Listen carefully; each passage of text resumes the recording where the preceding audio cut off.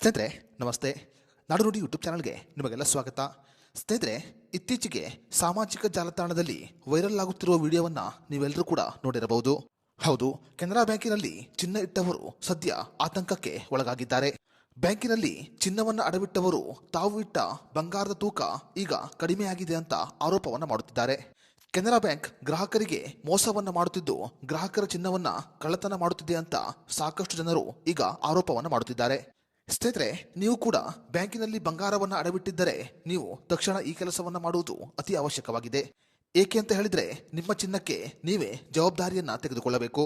ಸ್ನೇಹಿತರೆ, ನೀವು ಈಗಾಗಲೇ ಬ್ಯಾಂಕಿನಲ್ಲಿ ಚಿನ್ನವನ್ನು ಅಡವಿಟ್ಟಿದ್ದರೆ ಅಥವಾ ಬ್ಯಾಂಕಿನಲ್ಲಿ ಚಿನ್ನವನ್ನು ಅಡವಿಡಬೇಕು ಅಂತ ಅಂದುಕೊಂಡಿದ್ರೆ ನೀವು ಆ ಚಿನ್ನಕ್ಕೆ ಸಂಬಂಧಪಟ್ಟಂತೆ ಕೆಲವು ಮಾಹಿತಿಯನ್ನು ಇಟ್ಟುಕೊಳ್ಳುವುದು ಬಹಳ ಅಗತ್ಯವಾಗಿದೆ. ಅಷ್ಟೇ ಮಾತ್ರವಲ್ಲದೆ, ನೀವು ಬ್ಯಾಂಕಿನಲ್ಲಿ ಚಿನ್ನವನ್ನು ಅಡವಿಟ್ಟು ಸಾಲವನ್ನು ಮಾಡಿದರೆ ನೀವು ಬ್ಯಾಂಕಿನಲ್ಲಿ ಚಿನ್ನವನ್ನು ಅಡವಿಡುವ ಸಮಯದಲ್ಲಿ ಬ್ಯಾಂಕಿನಿಂದ ಕೆಲವು ಅಗತ್ಯ ದಾಖಲೆಗಳನ್ನು ತೆಗೆದುಕೊಳ್ಳಬೇಕು. ನೀವು ಎಷ್ಟು ಚಿನ್ನವನ್ನು ಅಡವಿಟ್ಟಿದ್ದೀರಿ, ಅದರ ತೂಕವೆಷ್ಟು ಮತ್ತು ಚಿನ್ನದ ಫೋಟೋವನ್ನು ತೆಗೆದುಕೊಳ್ಳುವುದು ಬಹಳ ಅಗತ್ಯವಾಗಿದೆ.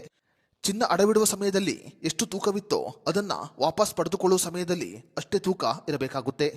ಇದಕ್ಕೆ ಸಂಬಂಧಪಟ್ಟಂತೆ ನೀವು ದಾಖಲೆಗಳನ್ನ ಸಿದ್ಧಪಡಿಸಿಕೊಳ್ಳಬೇಕು. ಇಲ್ಲವಾದರೆ ನೀವು ಕೂಡ ಇದೇ ರೀತಿಯಾಗಿ ಮೋಸ ಹೋಗಬೇಕಾಗುತ್ತೆ.